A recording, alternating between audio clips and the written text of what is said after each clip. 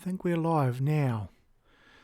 Hello everyone, this is Patrick from Dutchy Tech Tips, and welcome to the Dutchy Tech Tips podcast called Dutchy Tech Discussion. Let's have an opinionated discussion about technology. So, welcome, and for those who are cheapers, I got to get better at this. I said I'm going to get better at this. I spent most of the day just focusing on this podcast because the last podcast was unstructured. It was just full of rubbish. So today, welcome. Today's show is for episode 26th of June 2021.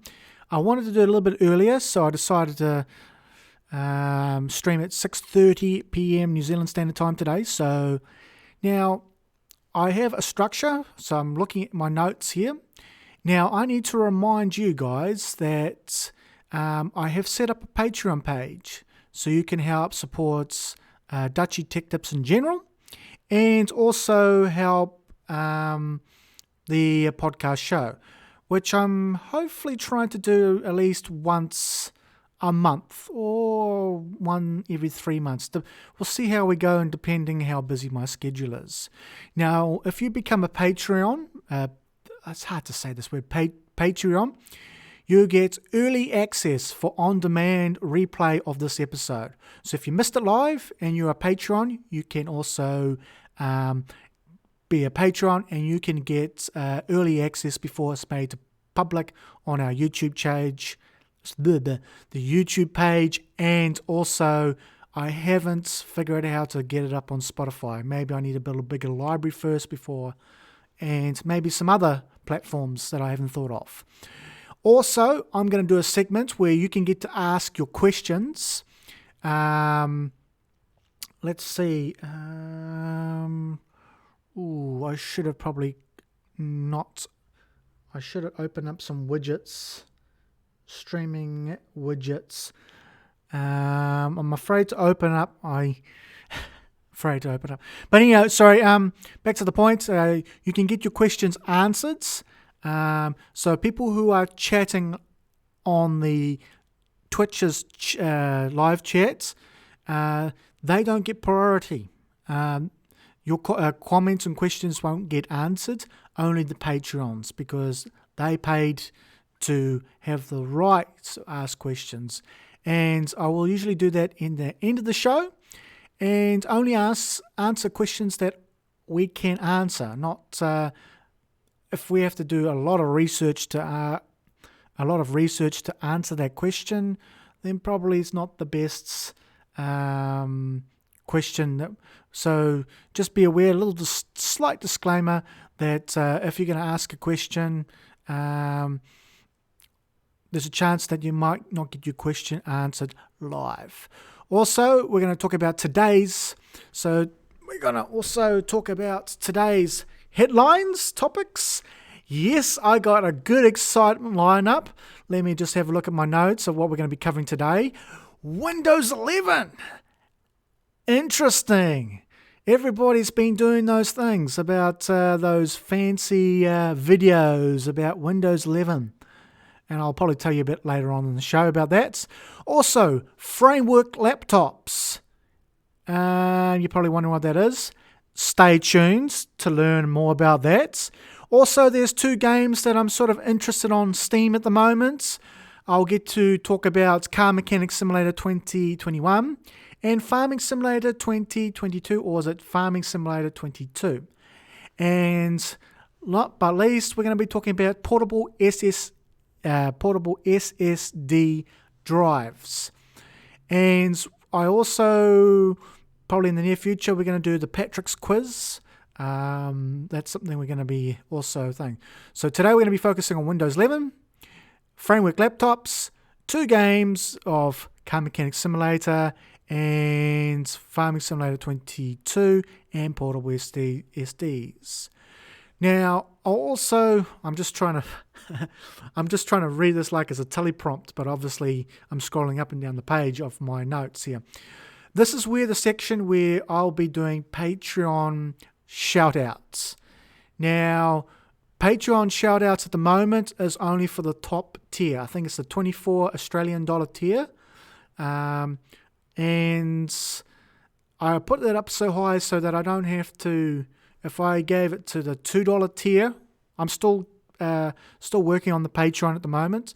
If I do the $2 tier, that means that I'm going to be constantly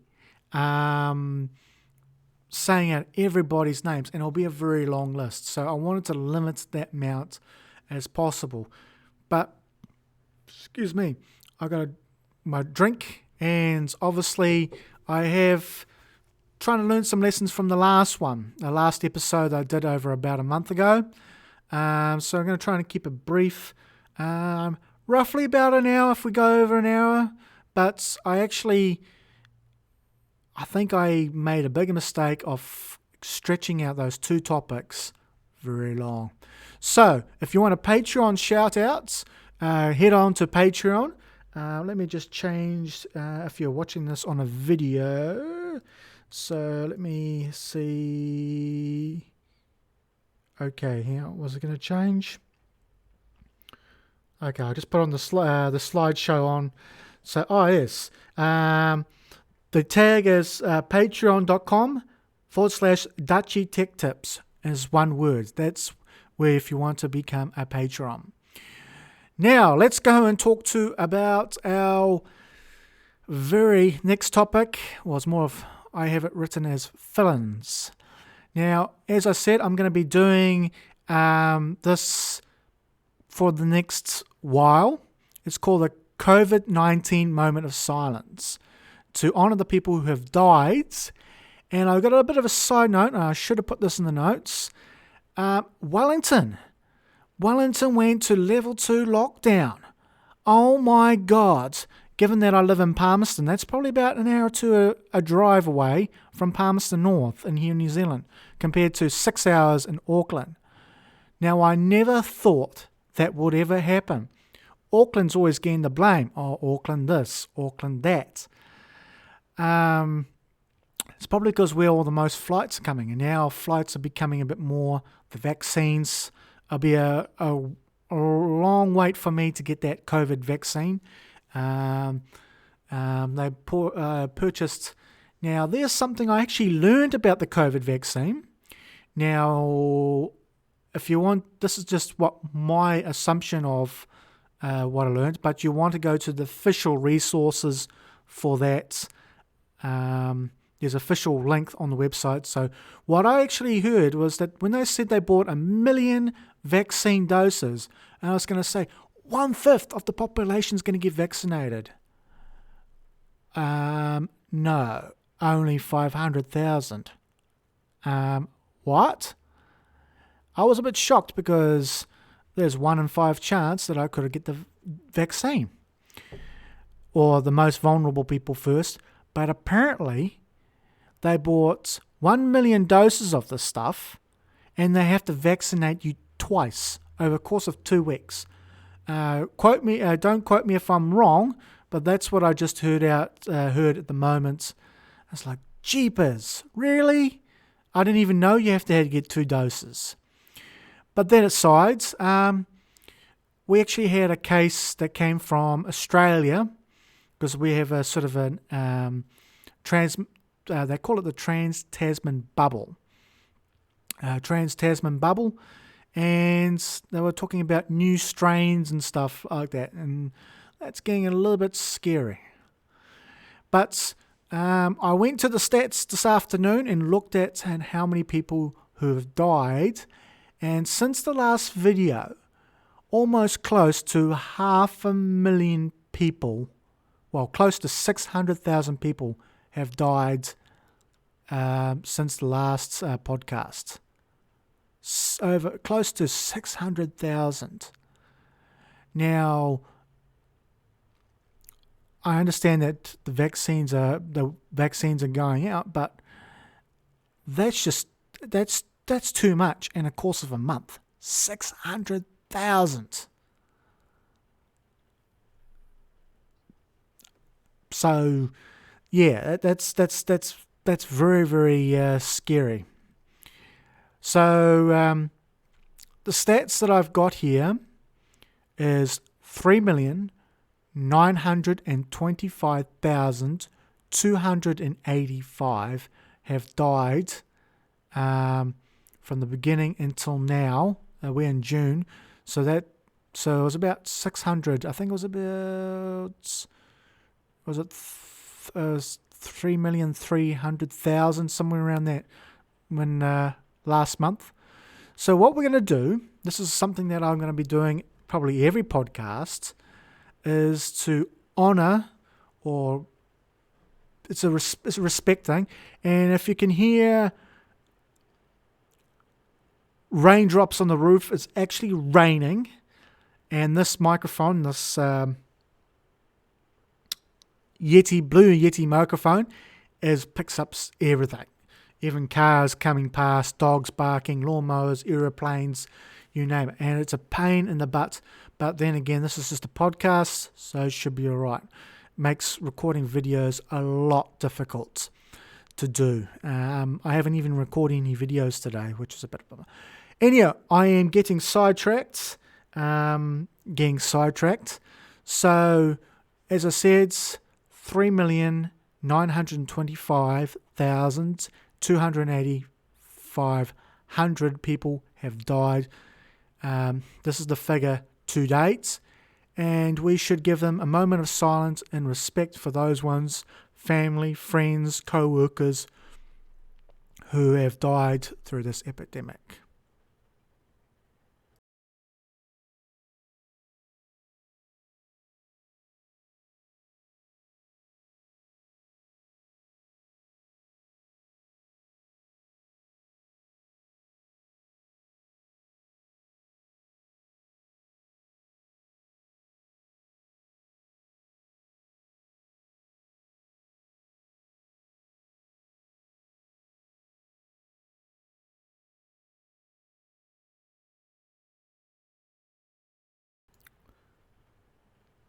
Thank you for taking that moment of silence with us. I hope you guys are still listening, and I hope I can entertain you and try and keep you alive for the next, not alive, but keep you entertained for the next hour of this show. Because boy, oh boy, I do tend to ramble on. But anyhow, let's go on to our first topic of the day. Let me just scroll down to my notes. Yes, one of the topics we'll be talking about is Windows 11. Say what? Microsoft said there will be no more new Windows. What a load of lies that was. Well, actually, there's actually a lie. That's actually not the truth, actually. They said there will be no more Windows versions, or no more new Windows for the foreseeable future. Now, foreseeable, nobody can foresee the future. Now, a lot of people do these fan-made videos. Like they do oh, this is what Windows 11 looks like mock SketchUp versions of Windows. And there's some pretty good ones out there. But given a few weeks ago, was it 2 weeks ago, a version of Windows 11 was leaked. And people were on the band. Somehow one person or somebody found out, and then all these videos start popping up on YouTube. Pop, pop, pop, pop, pop, pop, pop, pop, pop, pop, pop, pop, pop, pop, pop, pop, pop, pop, pop, pop. I hope that doesn't hurt your ears, me saying that. There's all pop, pop, pop, pop, pop, pop. They're all popping up and talking about the leaked version or leaked build of Windows 11. Now, to understand, Windows 10 was originally designed to be a software as a service. So, if you have, I think the last conversation, no, what was it? If you could probably remember that when Windows 10 came out, they're going to be doing like service packs or like your normal patches, and then you got your biannual updates. They're kind of like service packs to put new features or changes in. Now, don't get me wrong, I actually sort of like Windows 10 to a point, but there is just some annoying little pain in the backside things. Like if I want to plug my laptop into my TV and have the TV stream, instead of having the audio through the speakers of the laptop, I want to go through the TV. That's just one of the nuances that Windows 10 that really ticked me off. I have to reboot. I have to try and plug it in, plug it out, plug it in, plug it out, so that the HDMI could recognize. I don't know if it's an Alienware laptop issue or just a stupid Windows 10 thing. They're just little things like that. Windows updates. There are just things that just annoy the general Windows user. Now, I think Microsoft, now this is just my personal opinion, I think Microsoft has just taken another little urination in our little ecosystem pool a little bit. I have seen online is they centered the taskbar. So you got your taskbar, and in the start menu will be right in the middle in the center.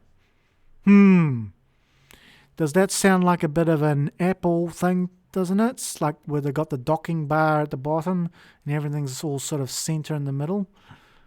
I think that's what Apple does, doesn't it? I could be wrong. Let me know in the comments. But you can align it. And then they come up with a new, just that I'm getting used to this new start menu in Windows 10, they go on and change it. They changed the layout and thing. Oh my God. Oh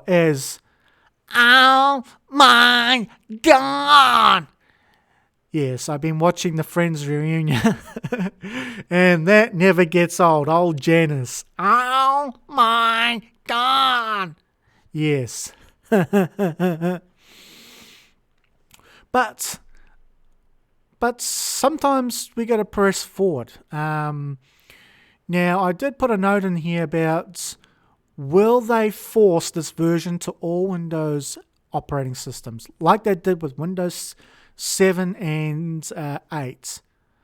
That was just Microsoft. I think I probably put Microsoft on the gave my, say, 5 cents that worth nothing, or 10 cents worth of opinion that worth nothing. It's just like they just don't listen. It's like Microsoft doesn't listen to the consumers. And obviously they always, what I have seen is they tried things. So they tried the mobile phone, Windows Phone, didn't work. They tried tablets, not 100% sure where that sort of fires. They were trying to be like the big players. They tried because Microsoft dominated everything by a market share. They were the first innovators. They were the first, well, not first innovators, but they were the most dominating market. And it feels like they were in their own little heads at Redmond and Microsoft. They're saying, oh, we're losing here. We need to do something. Oh, let's force updates, or let's do this. Let's try and force people onto things that bloatware, all this nonsense. Let's spy on them. Let's sell our data and information and stuff, or just do stupid things to piss. Now, if I was just a general consumer, right? That some people, it depends on the consumer. Who are they trying to target with this sort of stuff? Now, I was horrified when I looked at the system requirements. Now, 64 gigabytes of storage needed to install Windows 11. And this could subject to change after multiple service packs or updates. 4 gigabytes of RAM or greater. These are minimum requirements. I actually got a computer at my day job that only has 4 gigabytes of RAM. Yeah, that's not going to work. 64 gigabytes of disk space? Maybe. Then it's talking about system firmware, UEFI and secure boot capable. I'm just actually reading on my notes here of what I took off the documentation from Microsoft. There should be, you can actually look up Windows 11 system requirements and you'll find a Microsoft document there if you are interested in reading more into this. Now, UEFI is actually I don't know what it stands for, but I need to look that up. And secure boot capable. So UEFI is actually like the new version of BIOS. It's sort of like a more fancier interface, more like the 32 bits version of. It's a different way of different. Because I actually had problems. I was setting up a Server 2019 on a spare computer to start doing training for Server 2019, and then it says you do not have UEFI bootable. What secure boot is, I have no idea. I'm a little bit out of touch with the IT industry, and which is a bit sad because it makes it very hard. Then it says TPM, Trusted Platform Module, version 2. What the hell's a TPM? Is that something on a computer? That's a bit of a concern, because if a general consumer doesn't know what, I don't think a general consumer, but correct me if I'm wrong, but I don't think a general consumer can go onto so when you go to a shop, when you buy a computer, it'll give you the specs, right? Now, obviously, the whole point is it's playing a matching game. So if you want to put like back in the old days, when I used to grow up, you want to make sure that the minimum and required specs match with the thing.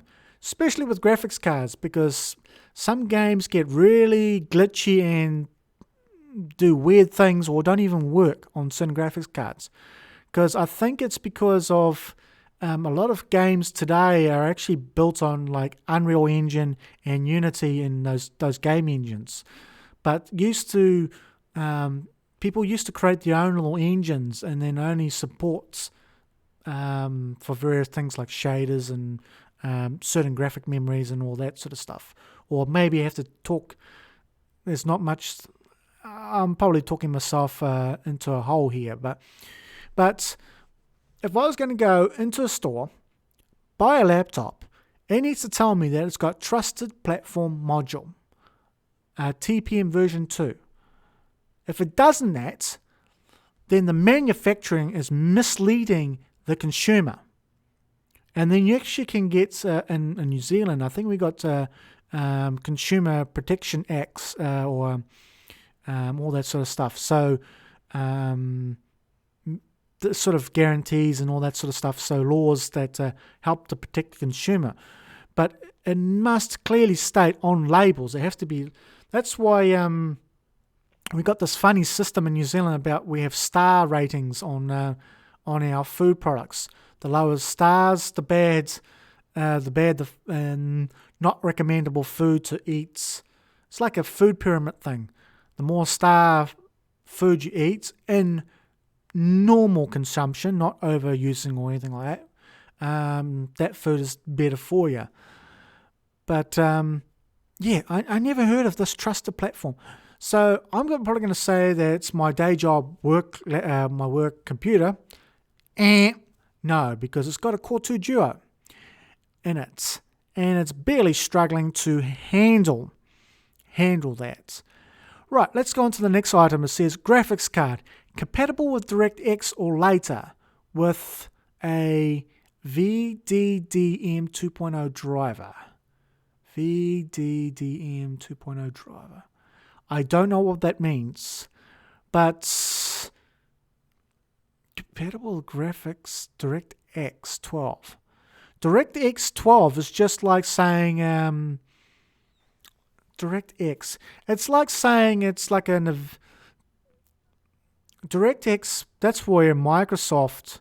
You can think of it as Microsoft's video library driver, DirectX, or people could build games on top of DirectX, like C++ natively to support DirectX, or something like that. So I already said about UEFI thing. Now, Windows 11 Home Edition requires an internet connection and a Microsoft account to complete device setup on first use. Nah, that's not going to happen. That's why probably a lot of, when you go to second-hand computer shops, they'll always sell you the Pro version. Well, I could be wrong, but they always try to put the Pro version for home users because they just know that home version is just a bunch of garbage. You don't have much control over updates. Now, as I said before, I don't know if I already said this, will they force this version? So basically it's like a new update for Windows 10 in a way. Will they force this on this new Windows 11 shell on a Windows 10 engine? There may be some stuff tweaked behind the engine that we're probably not aware of. Will they force this on, say, I don't know, next year, my computer will be forced with Windows 11 on it? That, if they done that again, they haven't learnt their lesson. They said, all right, we're not going to support this anymore. However, I should have put this in my notes, in my topic notes. And however, by 2035 or 2025, you might have to look this up, but they did had an end life for Windows 10, which is a bit strange that they had a bigger end life, like their normal life of Windows, how they normally used to do it. So what does that mean? Well, we have another few years until Windows 11 gets better, or yada yada yada, to make the decision. Or they are going to force us, like they did with Windows 7 and Windows 8, to Windows 10. They're going to have a big problem because there is actually some articles online. If you want to Google it, go on to your Google or your favorite search engine. There is articles online that stating system requirements that horrify, that will not work on computers, certain computers, where the processor is not supported, the graphics cards, the UEFI secure boots, or this TPM chip or bloody module thing may not have it. And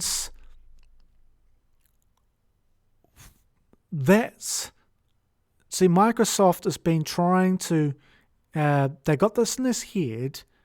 They're trying to get themselves out of this rut, out of their head, to stay on top and be a competitive edge. Just give me a moment, and I'm going to get a drink of water.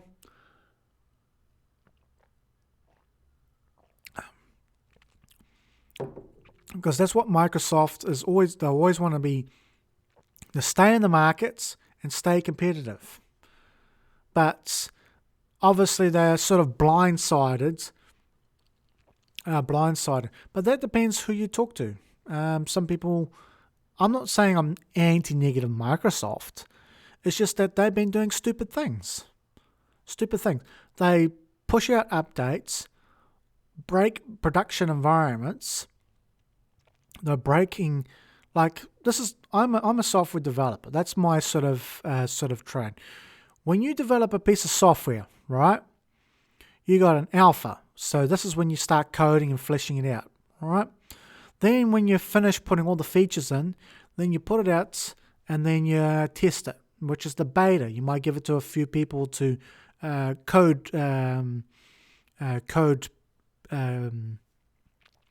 jeepers, trying to remember the peer reviews and stuff like to check your code and black box, white box testing and all that sort of stuff, and finding bugs. That's what the software development life cycle is. And then once you're happy with it, or once you think you got all the bugs out, then you go into production modes, all right? And you put it out to production.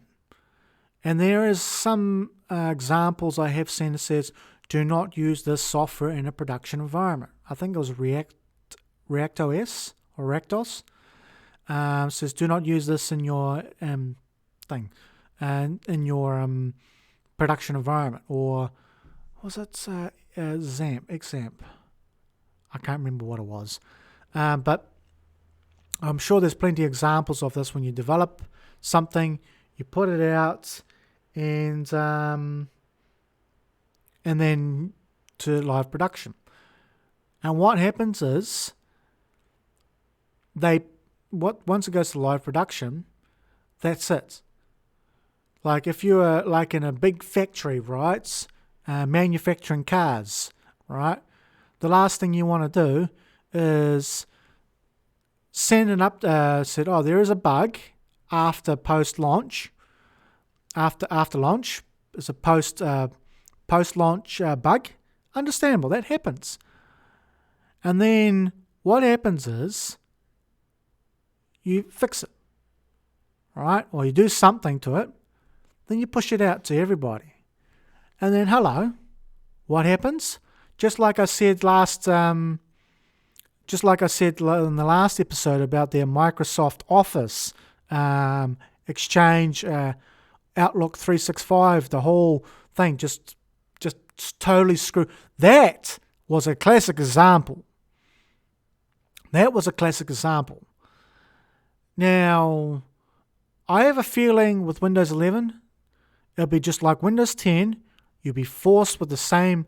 You have no option with these forced updates, which I wish there's just a lot of things they just don't. They just put all these stupid interfacey looky-loo, like we could put square boxes. Maybe it's practical for some people, understandable, but they just do little stupid interfacey changes and stuff like that, and things popping up on, like when you're hovering over your taskbar, this annoying thing in the last Windows 10 update, this annoying thing pops up out of the screen, and every time you're moving around and it keeps popping up. And come on, this is what happened to my Samsung phone the other day when I updated it. Oh boy, it's like, I don't want my keyboard to vibrate every time I press on trying to type a text message. No, I don't want that. There's just that, like, Android made a few changes, but I'm going off the topic. But it'll be interesting to see how this thing is going to pan out. And if I'm going to put money on it, I'm going to put $2 on this, because I'm not going to say $1 million, because I don't have $1 million. But I'm going to put $2 million. They are going to do a sneaky tactic. What it is, maybe force everybody onto it, don't know, and really screw up your computer, saying, hello, your computer just installs it and says, you don't meet the system requirements, and then you're stuck in an endless loop, or something that we haven't seen yet. I'm going to put $2. I'm going to put a bet on it that Microsoft is going to do something stupid. Time will tell, because they've been making a lot of stupid mistakes. But then again, it's my opinion. I don't know if it's you. You might have a different opinion, or maybe you can add on to my opinions. You probably say, yes, you are correct, Patrick. No, you are not correct, Patrick. Well, who knows? But I got to go on to the next topic, because I got a lot to cover in this show. So, the next topic I'm going to be talking about is framework laptops. Okay, you're probably saying to yourself, what is a framework laptop? That is a good question. Now, a lot of people complain about, the YouTube algorithm. YouTube's not showing my video. YouTube this, YouTube that. Now, this is something that I just found this week when I was just trawling through YouTube, just looking through YouTube, and this video popped up. Now, obviously, this guy was interviewing this company, and obviously, it's not the company itself, but a YouTuber interviewing this company, and it's not a flashy thumbnail as everybody said. Oh, look at my thumbnail! Look at this! Look at that! No, it's not like anything like that. But usually, thumbnails sort of compliment. See, I don't understand why people do these just like clickbaity sort of stuff, but I rather read what the video, like the title of the video is, and if it is what the title says or have something that is sort of related, thumbnail just means nothing. It's just a picture. Then again, a picture can say 1,000 words. But I found this video was suggested. I think it wasn't suggested, but just popped up on my home feed or whatever I next video watch or something after. I think it was a computer video I was watching after. In this video, so I watched the whole time video, and then I said, "Oh wow." I was really impressed by this. It's called a Framework laptop. I think the website is frame.work. Was it HTTP frame.work? So framework is like two words, like frame and then a period .work. I like innovation as the next guy. I like to see where technology and how technology helps. But face it, we have a big problem. We have a climate problem. We have a coronavirus problem. But we got stupid, dumb companies who want to make a buck problem. And in turn, those stupid companies, in turn, turning into an e-waste problem. So what I mean by this is this company spent, I don't think it's out just yet, and I don't think it's a laptop for me, but maybe a laptop for anyone. So I'm just putting it out there to the listeners who are listening to this, the Patreons, whoever. This now, you might need to be a bit more up on the tech level. These hard-out geek fans who like building custom computers. You can build custom laptops. This is what this framework does. Framework laptops builds custom laptops. Something wrong with your battery? Open it up, bloop, order one off their website, put it in there, bloop, onto the motherboard, away you go. With today's technology, mobile phones, I don't know about laptops, but tablets, soon as something goes wrong to them, they'll either charge you $1 million, charge you more than what, or even more than worth what the device is. So if you go, there are shops that do dodgy sort of stuff. Hang on, I just need another drink of water.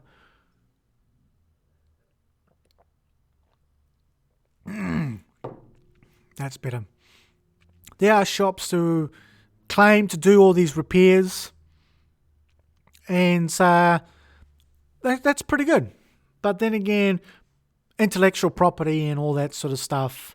As I said in the last podcast about Dell's proprietary, Dell's intellectual property of what was it? Laptop adapters, power packs, whatever you want to call them. And I was in a big rant about it. I had to buy 3 of these just because it was just so hard. That cost me $600. $600 because I was you could say a consumer of a Dell product. I was bloody scared that I was frightened that if I was going to have another one fail on me, a third one fail on me, a third adapter fail on me, I wouldn't be able to get it. I can't just walk into Noel Leeming or JB Hi-Fi in Palmerston North and just get one off the shelf like some other laptops or particular brands. No. You have to get a genuine Dell adapter, 240 watt. You can't just grab a 240 watt off the shelf. But then again, this is the sort of detangling of this thing.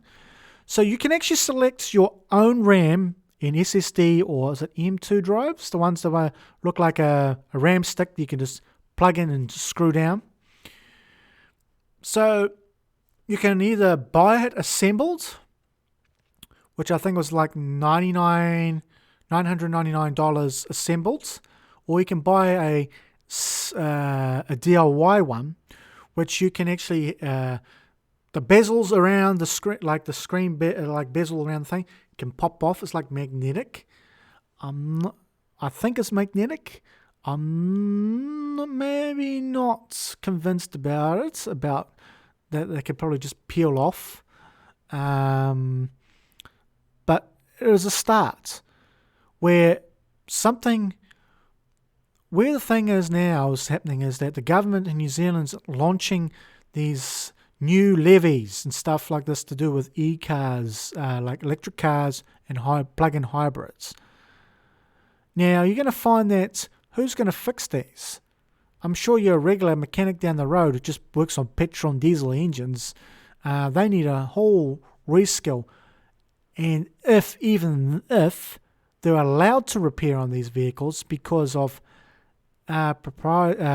intellectual property of these car manufacturers, just like it's happening in the tech industry.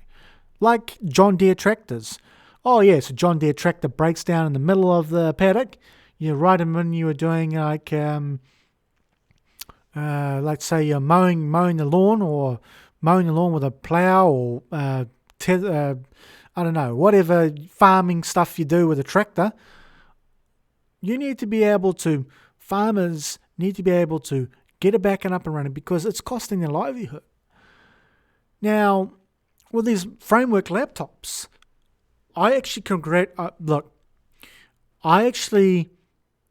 this is a company who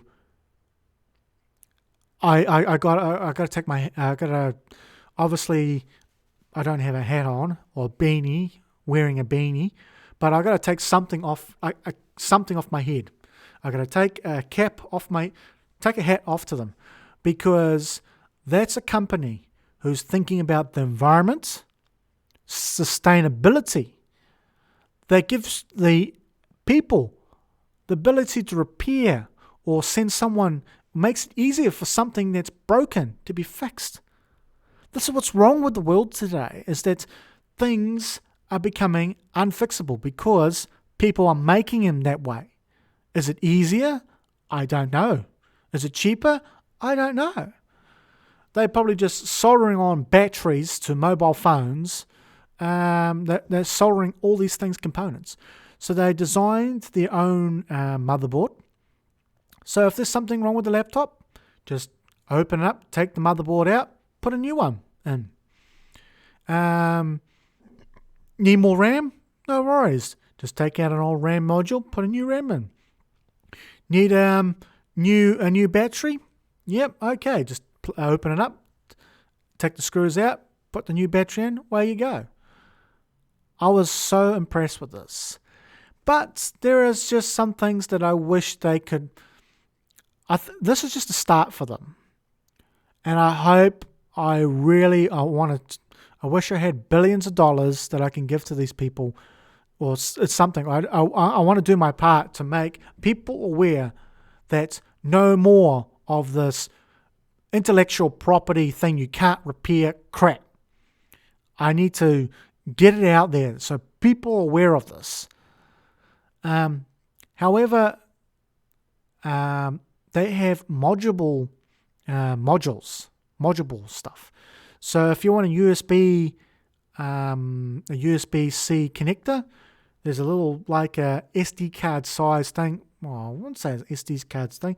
Just pops off to the side, and you can put an HDMI port in there. Like there's probably 4 slots on each side, and you can put in what kind of, I think it's 4 slots or 2 slots on either side, 2 on one or 1 on each side.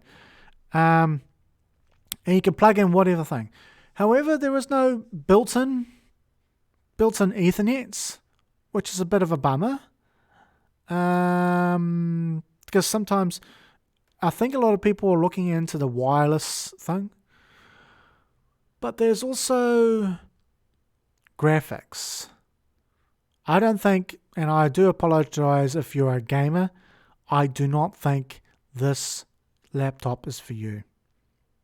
Or video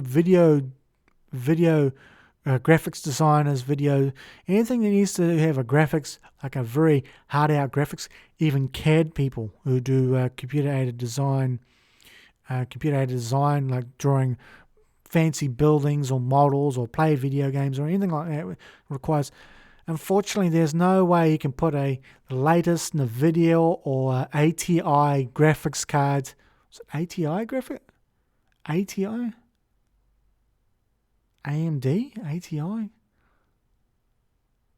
I'm a little bit lost in the space from that sort of stuff. There are better tech people who can explain this better than me. So, yes. So, the website I think is called frame.work. Or just look up framework laptops. And it's like building your own computer. Like building your own laptop. And it's pretty affordable too. Like I think the price was like $999 assembled and then $799 for DIY pack where you can actually assemble it yourself. I'll be interested to see if I actually want to buy one of those. I think it's in US dollars and I don't think you can get them at the moment. I think they're pre-orders at the moment. But I'll be very interested to see. Let me know in the comments because I think that if I get enough Patreon people supporting this, I may use a bit of that funds to actually buy one and can be used for an educational purpose video. I can actually teach people to actually replace parts. So if you're not familiar with that laptop, I can actually teach people, because I have a bit of a background in that sort of stuff, I can actually teach people how to do their own DIY. And that'll be a very good content created thing. Let us know in the comments if you're in YouTube, in YouTube or wherever this week, or just let us know if that's something you would like to see in the future. Anyhow, so yes, replaceable parts and modular ports.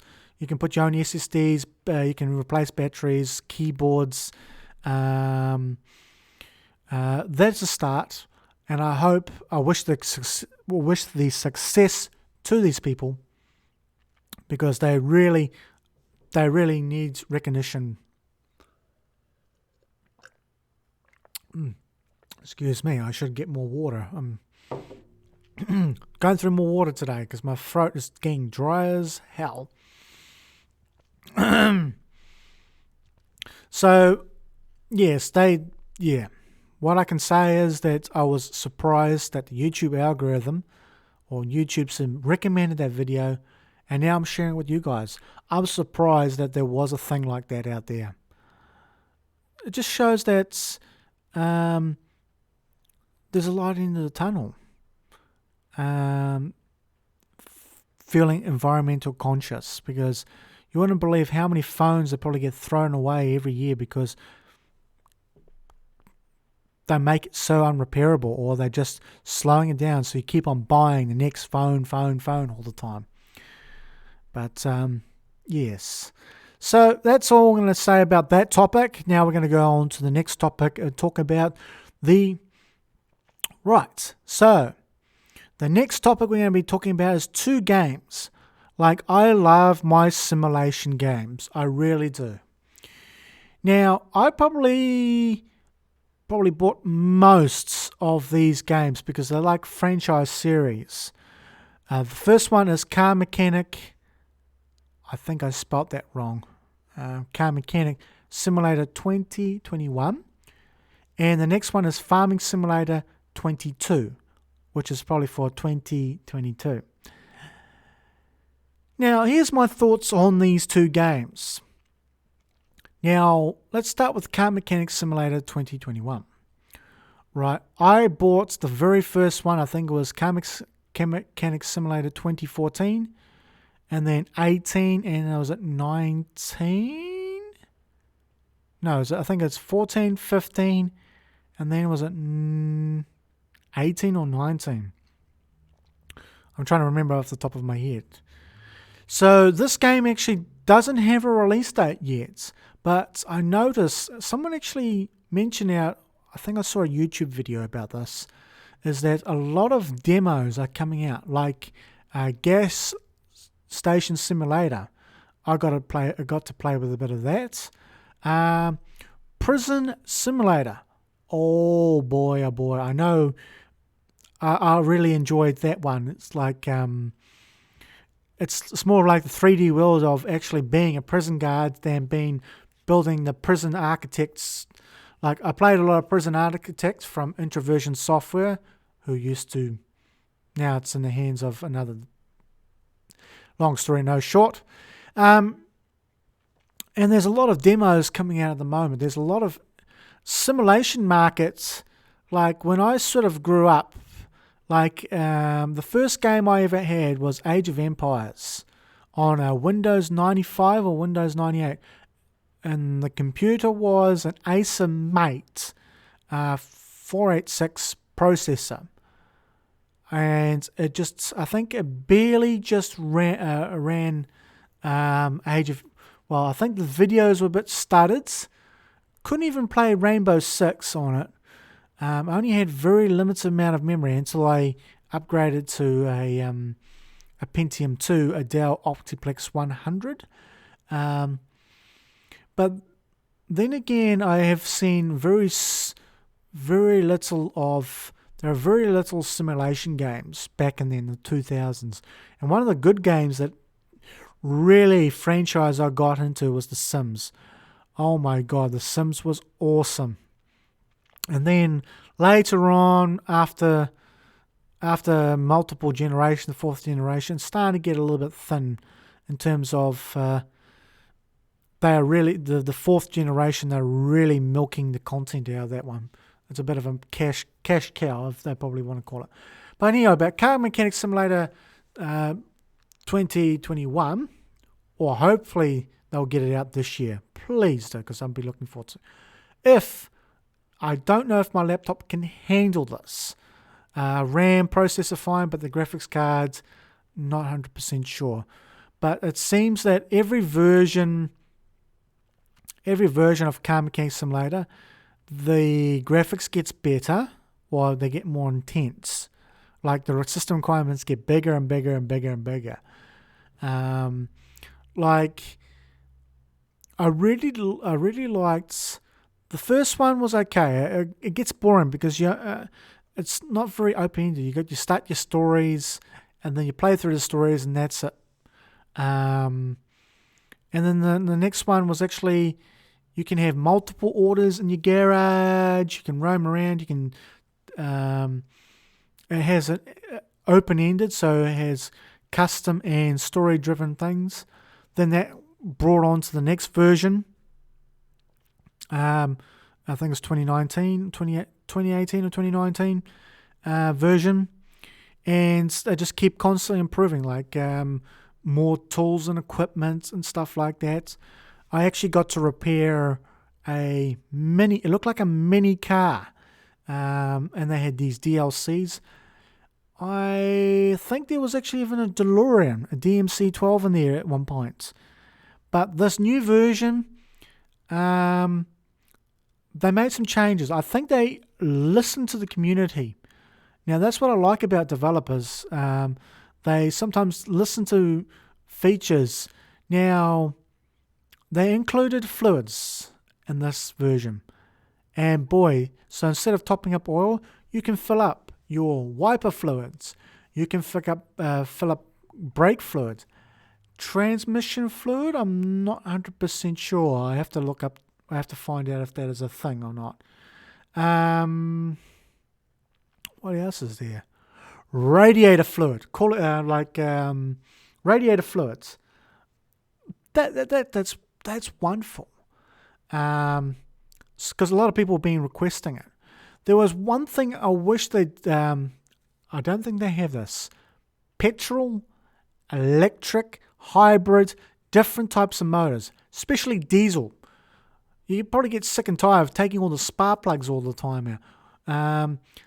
I wish they actually put diesel motors in this, or like different types of, like, obviously they have different types of motors in it, which is great. But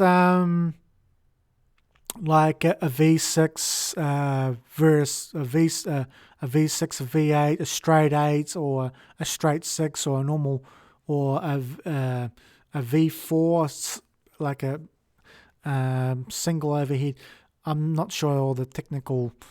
I'm just trying to remember off the top of my head, but there's so many different types of engines you could play around. But all of them are all petrol engines. So you can't just take diesel motors out. So you can't take hybrid motors and stuff like that.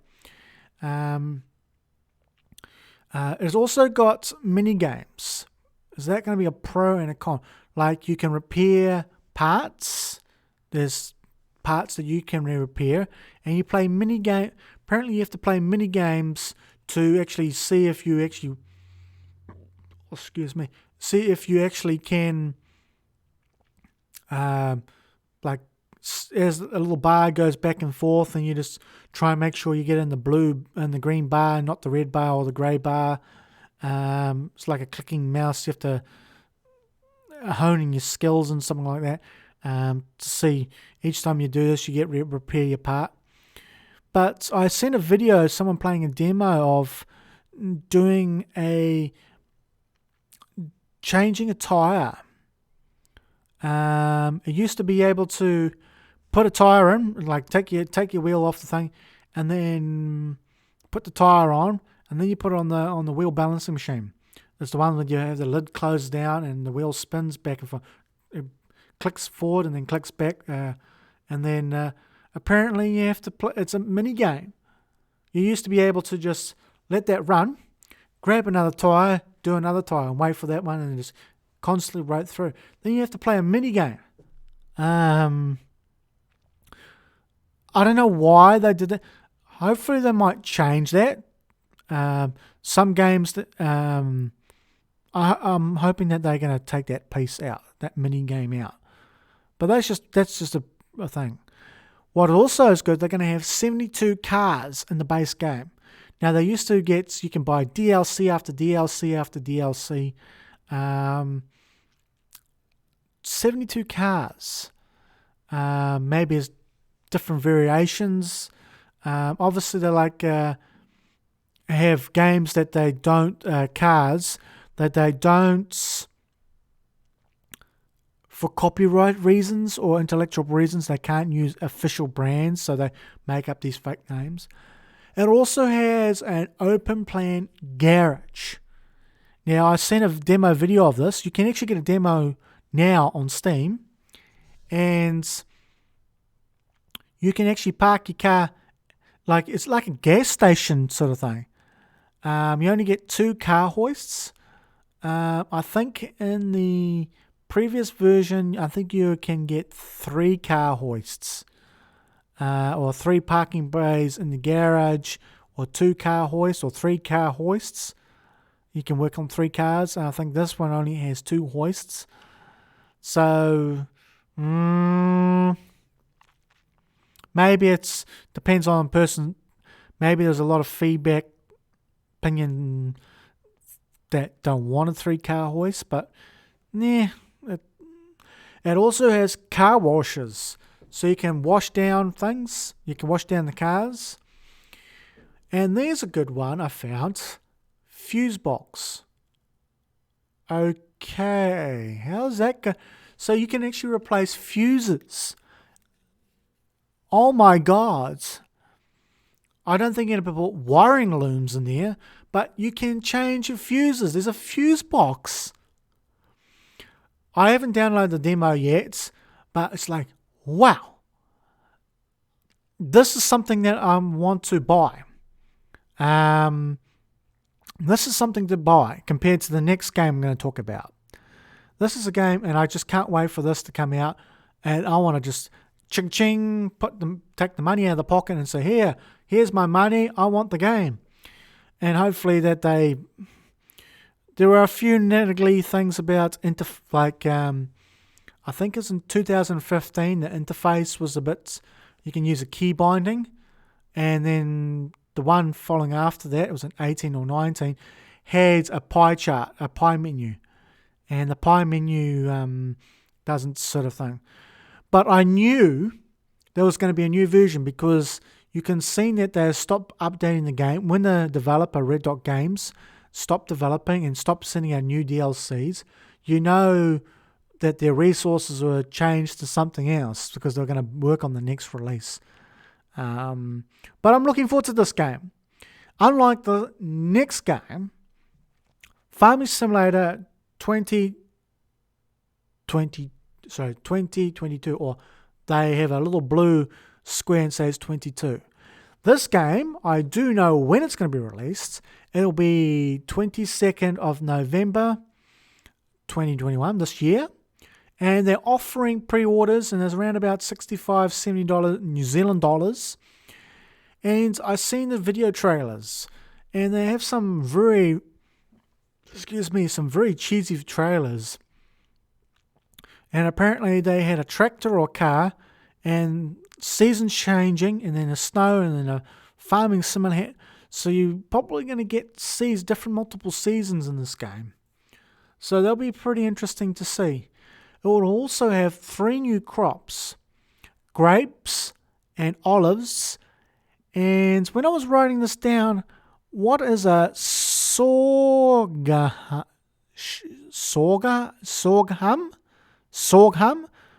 Obviously, this is actually a German. I think this is they're not New Zealand developers. Giant Games or something that who developed this game. I think they're European people. Sorghum, but I believe it's something. When I looked it up on Google, it was something to do with some sort of like. You got rye, different types of grass, like clover, rye. It's something like that. I'm not 100% sure. But, and also we'll have new production chains. What that means is that as a farmer, like in the previous versions, because I bought probably almost quite a lot since I bought the 2013 version, probably bought every version since, which is a bit of a... They've been doing incremental changes. I'm going to talk a bit more about this game. What they've done is that with this, like in all the predecessor games, so if you're a corn farmer, or you're a barley, wheat, or even in the timber industry, or animals and stuff. So what you used to do is you drop them off at these locations on the map. And what they do now, and quote me if I'm wrong, what these new production chains allows you to say, hey, I'm not going to take it to the mill. So what happens is that so you can take it to the mill, and they mill the flour or wheat or whatever you want to call it. And then now you have the option to actually transport that flour and ingredients to a bakery. So it'd be very interesting to see whether I'm going to get this game or not. I don't know, because they've been releasing so many versions of this. It's just not funny. The same engine, maybe a little bit of tweak here. Oh, we come with new flashy graphics, which they sort of do a little bit compared to when they first came out in 2007 or 8 or 9. The game was like, the game's graphics have increased over the period of time, because I've been following this game for a very long time. But each version then didn't change much. They also get new licenses for tractors and stuff like that. And it's like, it seems like, we had no forestry industry in the base game. So what they do is that it allows you to make mods.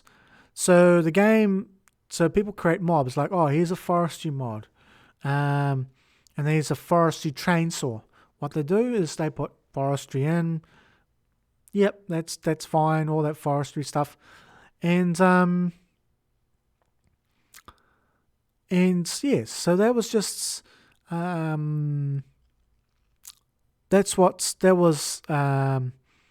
and then there was one of my favourites, is that the fuel system. The fuel was actually calculated per rotation, circular rotation of a game object, meaning that if the tractor tyres are not moving, then you're not using gas. So if you're sitting there with a tractor sitting there idle, of course it's going to use gas. That's not realistic. Sorry, that is realistic. If a tractor's sitting there idling, of course it's going to use diesel. But obviously this game doesn't. You have to keep driving around the map before start using machinery to things. So people create mods for that. There's also the manual ignition. People create mods for that. And what happens? Those mods come into the base game, which is quite weird because they seem to be integrating things. But there's one thing the 2019 version, that was the version that I hated the most, because it allows you to custom map making, where you can start putting places. So you used to come out with a farm, and then you have paddocks, right? You got your farmhouse, not farmhouse, where a barn where all the vehicle. Well, usually it's a house or something of some sort where things happen, and chicken coops and all that sort of stuff. They're all there. But if you want some cattle, you're gonna have to build a building. If you want some chickens, you got to build a building. And there were more on 2019's version. They were more focused on their placeable infrastructure. So if you want a house, there's a house. If you want a barn or a chicken coop, you got to place them on areas where you bought areas. You have to buy land or unlock sections, buy lands, and you'll get maybe 5 or 6 paddocks or whatever. I didn't really like it compared to, I think it was the 2017 module, 2017 game. I didn't like it. I just needed a drink of water. I didn't like it, and but this is just my personal opinion. I think I have seen videos that got a little bit buggy, where they want people try, for kicks, try to place it where, just to see how it will react, and it did some very nasty results. But there's one thing that I just got to laugh. There was a paddock, and you can actually hire machinery. You can work in you can actually work in other people's fields. Excuse me. And make money that way. And you can hire a worker, or if you own a thing. And this thing was not an even, the paddock was not very even, and there was a building or like a lighthouse or something with a fenced off, and it's sort of an odd regular shape. Now, how the AI works is that it will drive up and turn around and then drive back down. So they go up and down, up and down, up and down. And when it gets to something complicated, it will alert you. But the AI on this farming thing is still stupid.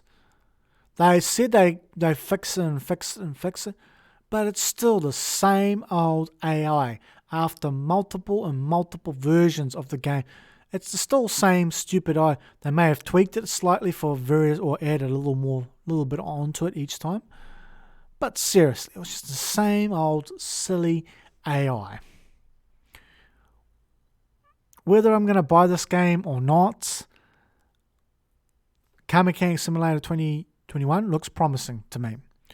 This gives me season another 3 crops, the same old stupid AI, and probably didn't say anything about the placeable buildings or the like 2019 was. I don't know if I want to buy this. I'll probably end up will be because just like I got to have the latest version and whatnot. But I don't know. I really don't know. But also I'm running out of time today, so I've got to press on. But what's your thoughts? Would you like to buy these 2 games? Let us know in the YouTube. Once this come on YouTube, let us know in the comments. And if you're listening on Spotify, well, I think you're out of luck. But anyway, we're going to go into our last topic of today, and I'll better be pretty quick and brief about it because I'm running out of time today. So, last topic we're going to be talking about is portable SSD hard drives or portable SSDs. I went to in the shop. I went to Noel Leeming yesterday to buy a cord for my Samsung phone, and then got talking to the salesperson over there, and he said, I said, how's the supply of tablets and things? He said, tablets, things, desktops, not so good. And then I said, I want to upgrade the laptop and want looking at a tablet, but the biggest problem is that your consumer models don't really fit my specs. And then he said something about, what do you want more space for your games? And I said, I got a 7200 RPM 1 terabyte drive in there, Western Digital Black in this laptop. I'm actually using this laptop to record this podcast, and you can get another one, but your performance will be down to 5400 RPM, the 2 terabyte one, and maybe not a Western Digital Black. But I've been waiting because I can probably open this up and put a new one in there and just copy the data over and the 2.5 inch SATA spitting platters. Unfortunately, a 7200 doesn't exist. Maybe a 5400 RPM, was it 52, 54 RPM drive. But then he says, if you want more space and you want faster space, why don't you have a portable SSD? And I said, what? And he says, are you joking with me? And I said, no. You can get a portable SSD. And I said, well, if you look over the display over there, you got a whole stack of Western Digital Seagates and all those drives that you have things.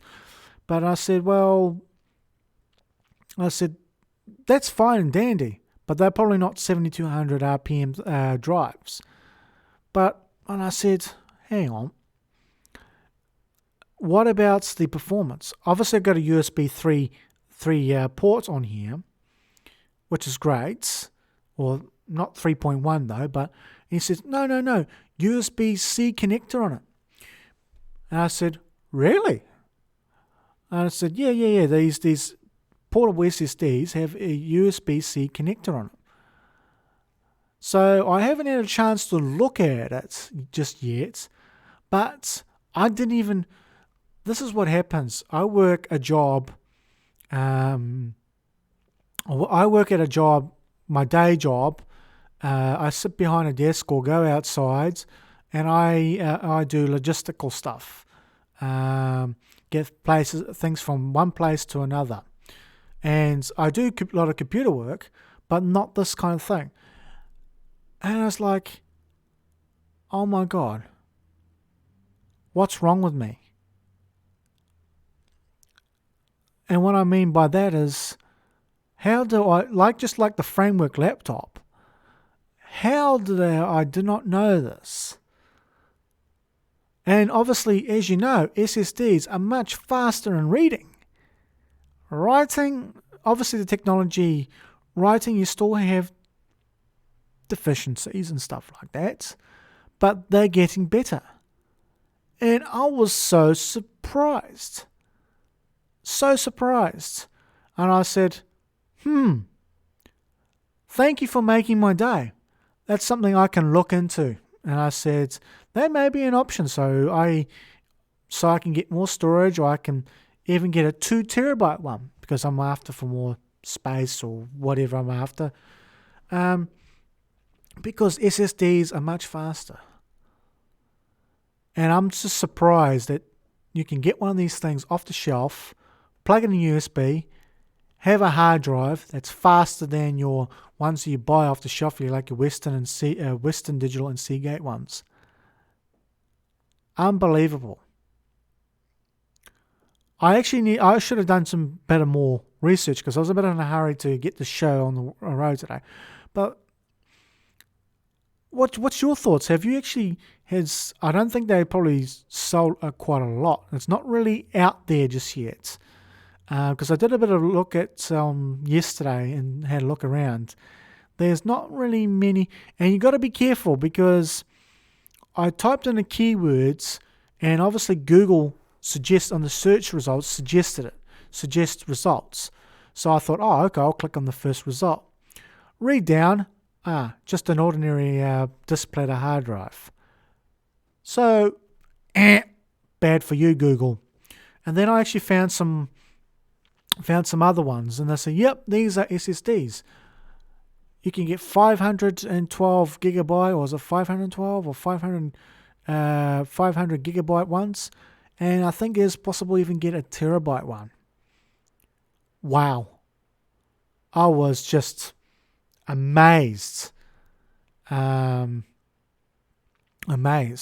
And obviously, USB is probably one of those things that's the most talked about. I don't know too much about USB-C. Apparently, those some phones are USB-C's connectors. It's going to be very interesting to see how.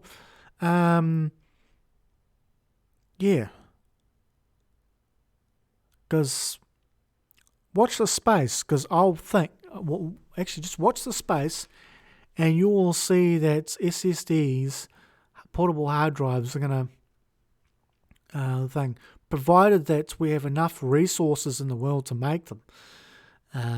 Obviously, there's probably technology has sort of slowed down a little bit.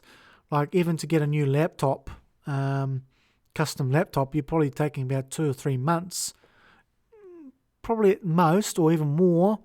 Because of the COVIDs, everything's sort of shut everything down.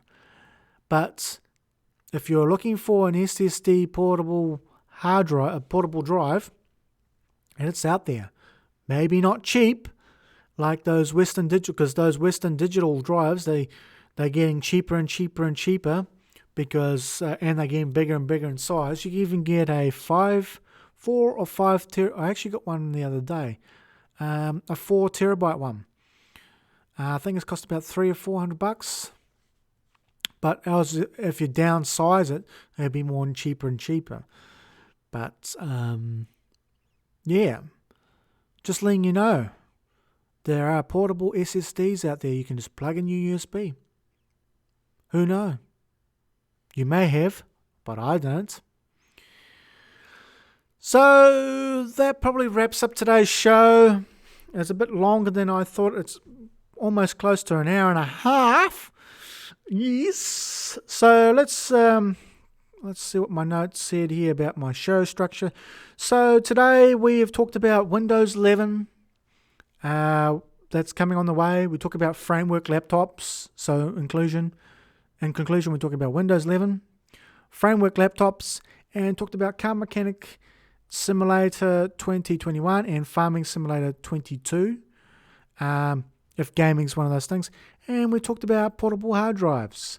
Now, I need to remind you that if you want early access for this, for on-demand replay of this episodes, I'll try and get it up quickly and post it onto Patreon. So if you want to listen to this, or you just missed out the beginning of this, or you're on the end of the show, head to Patreon,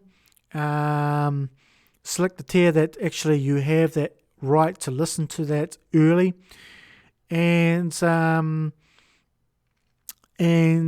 you get to listen to it before it goes live to the public. And I think that's about it.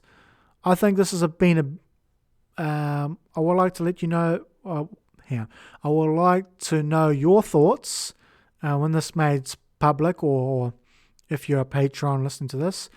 What do you think of this show? Was it pretty good? Or give us the thumbs up or the thumbs down on our YouTube video for this episode.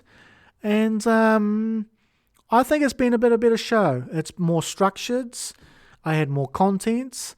Took a lot of time I thought it'd be just an easy snap my finger, but it wasn't.